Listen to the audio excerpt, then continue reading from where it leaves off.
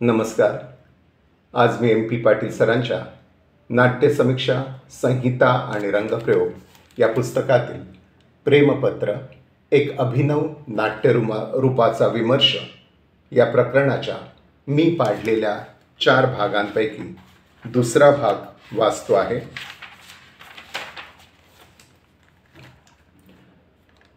निर्भर प्रीतिकथेचे शोकात्म आत्मरूप. ही प्रेमपत्र म्हणजे 2 जीवांची एक निर्भर प्रीतिकथा आहे. या दोहोंच्या प्रेमपत्रातून ही प्रीतिकथा घडत जाते.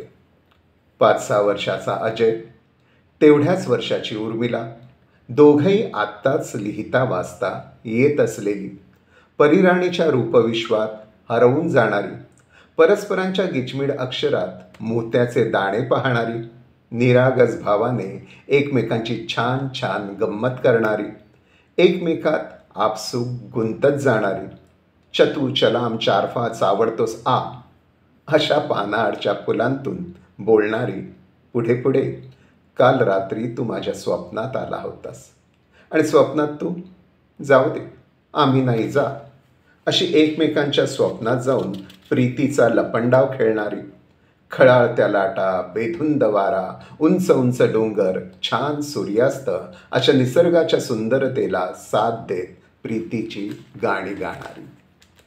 अजयचे वडील साखर कारखानदार, आमदार, खासदार, कमिशनर साहेब आदींच्या आप्तमैत्रीतले शासकीय अधिकारी.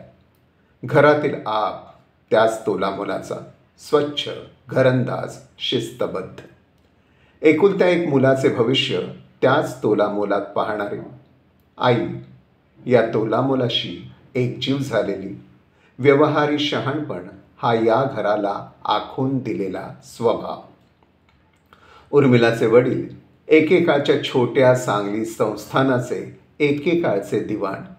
जामखेडवाली या नाचणा गाणारीत गुंतलेले, तिच्याशी चिरा लावून तिला आपल्या वाडीतल्या बंगलीत आणून ठेवणारे. एकुलत्या एक मुलीचे शिक्षण, भविष्य याबाबतची पित्याची भावनिक गुंतवणूक यापासून तसे दूरच असलेले. मानसिक दबावाखाली व्याधिग्रस्त आई देवदेव करीत खंगत चाललेली. विष खाऊन आत्महत्येचा प्रयत्न करणारी. असला मुलगा, असली सून याचे काहीच देणे घेणे नाही अशा वृत्तीची. आजी दूर पाचगणीला स्वतंत्र घरात राहत असलेली. बालगंधर्वांच्या नाट्यसंगीताच्या विश्वात रमत असलेली.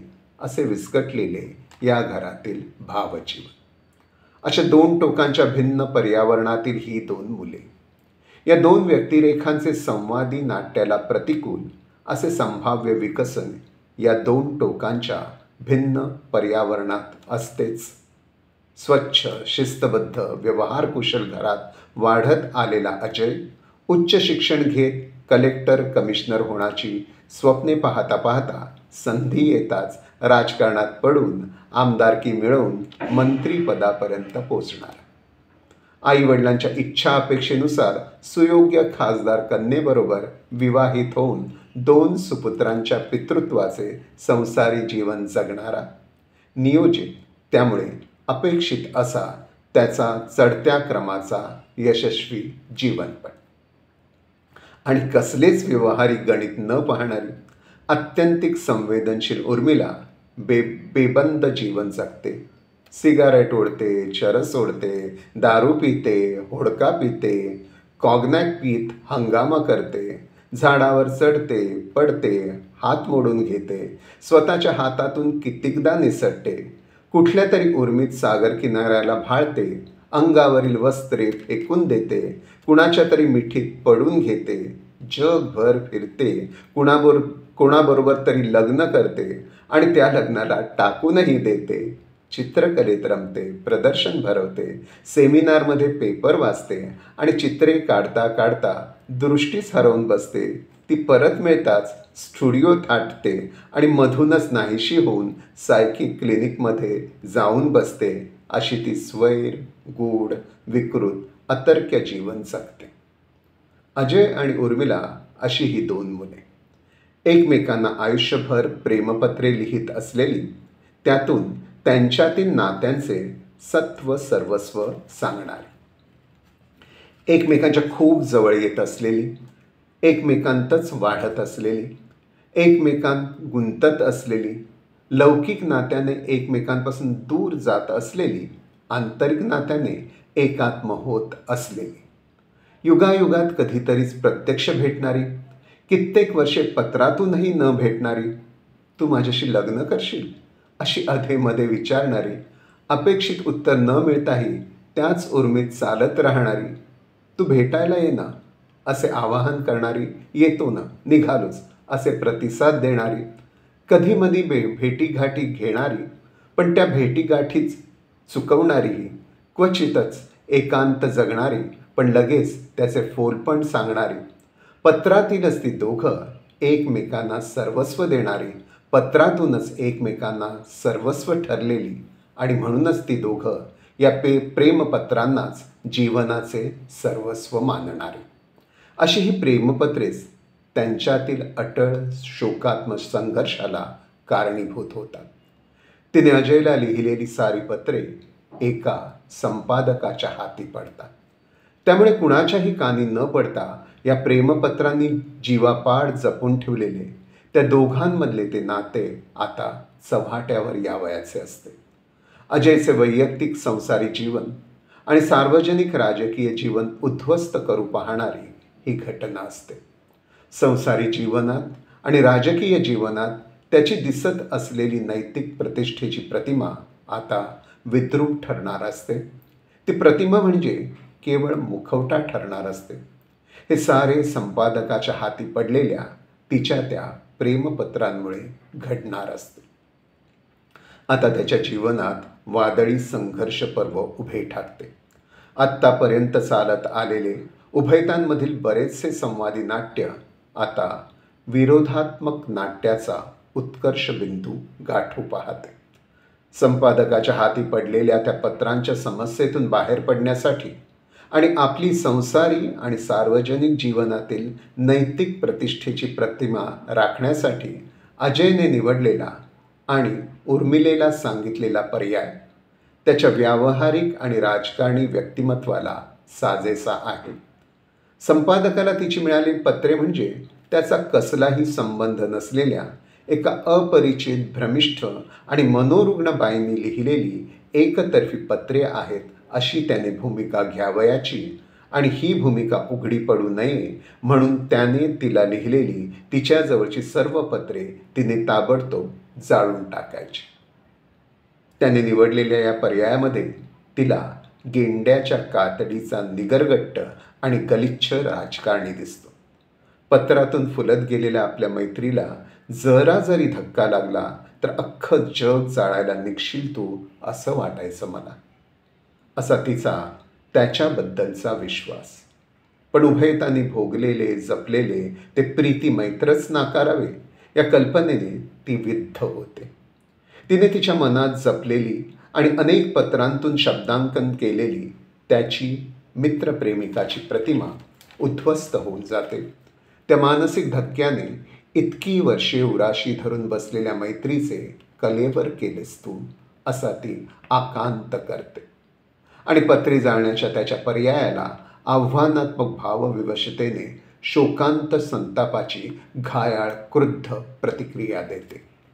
पण अखेरीला त्यांच्यातील प्रीतीचे सत्व धसास लागणाऱ्या त्या अटीतटीच्या अंतिम क्षणाला ती दोघंही सावरतात आणि भावनिक उमाळ्याने पण स्थिर चित्ताने ती दोघंही असे निर्णय घेतात की त्यातूनच त्यांच्या जगण्याला एक जीवनमूल्य बहाल करतात, ज्याचे वर्णन sacerdotal sense of dedication, the most exquisite idea of inwardness of spiritual identity असे करता येईल.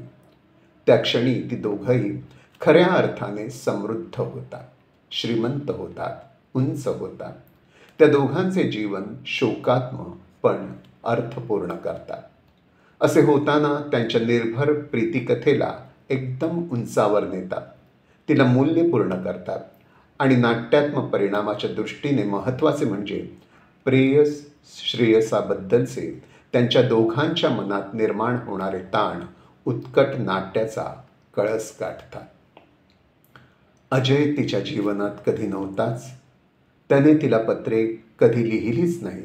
हे असले जीवघेणे सत्य ती स्वीकारायचे ठरवते आणि एका प्रतिष्ठित माणसाला एकतर्फी पत्रे लिहिणारी एक विकृत, भ्रमिष्ठ, मनोरुग्ण कुठली तरी बाई अशी तिची प्रतिमा शिल्लक राहणार आहे याची पर्वा न करता अजयच्या मुलांसाठी, त्याच्या पत्नीसाठी, त्याहीपेक्षा त्याच्या सार्वजनिक नैतिक प्रतिष्ठेसाठी त्याचे तिचे प्रीतीचे नाते फक्त स्वतःजवळ ठेवते आणि ते कधीच उघड्यावर येऊ नये म्हणून त्याची ती सारी पत्रे, ज्यांना ती तिच्या जीवनातले सर्वस्व मानते, ती प्रेमपत्रे त्याला ती परत करते आणि जगातून कायमची निघून जाते.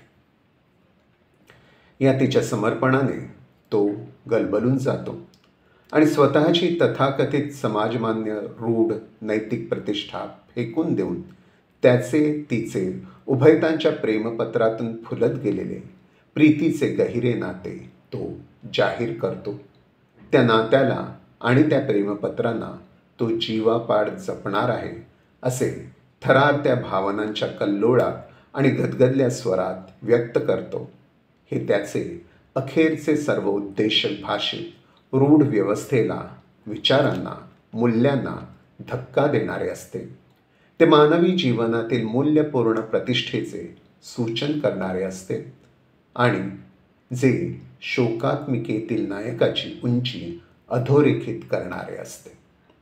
अ man in his greatness, the freedom and enrichment of the human spirit, Dionysus या मध्यदेवतेच्या दारूच्या नशेसारखी धुंद मूल्यनिष्ठा असा जेस्पर्स हेन, नीत्शे आदींनी सांगितलेला शोकांतिकेच्या संबंधीचा एक मूल्यपूर्ण निकष सर्वसाधारणपणे नायकाच्या संदर्भात चर्चिला जातो. हा निकष प्रेमपत्रातील नायक आणि नायिका या दोहोंच्याही संदर्भात प्रत्ययाला येतो. शोकांतिकेकडे फक्त नायक प्रधान वृत्तीने पाहणे योग्य ठरणार नाही याचे भान अशी शोकांतिका देत असते. शेक्सपियरियन शोकांतिकेतील उर्मिलाच्या रूपात दिसणारा कमालीचा संवेदनशील मनस्वीपणा आणि स्वैर स्वप्नरम्यता आणि आधुनिक शोकांतिकेतील अजयच्या रूपात दिसणारे व्यावहारिक, कौटुंबिक, सामाजिक मूल्यव्यवस्थेचे नियंत्रण या दोहोंच्यातील तथाकथित प्रमादातून जो संघर्ष घडतो त्यातून दोहोंच्याही व्यक्तिमत्वाच्या विकासाचा रोमहर्षक प्रत्यय येतो. त्या अखेरच्या क्षणी ते दोघंही त्यांच्यातील मूल्यपूर्ण आत्मशक्तीच्या सौंदर्याने उजळून निघतात आणि त्यामुळे प्रेक्षकांचे अंतरंगही उजळून जातात. इथे या प्रकरणाच्या दुसऱ्या भागाचा शेवट करतो. धन्यवाद.